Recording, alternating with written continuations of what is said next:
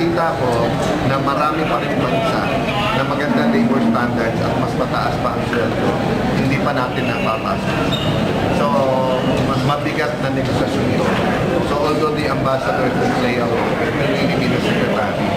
So, for example, no, in some major cities of China, they also want to have nannies, and they're willing to pay 40 to 50% more, up to 100% more than what's being paid in Hong Kong. No?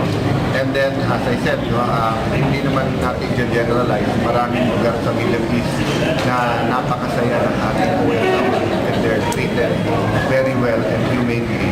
Pero meron pa rin mga lugar na delikado, lalo na bata o babae. No? At may nakakalusot pa rin na underage na napapaalis ng katrabaho doon. No? So yun din ang magiging trabaho ng isang trabaho ng Department of OFW. Mag-negotiate, no? Kumbaga, kung meron tayong peso sa Pilipinas, yung isang opisina na tinitignan qualification at pinamatch tayo sa trabaho, internationally, kailangan meron din tayo.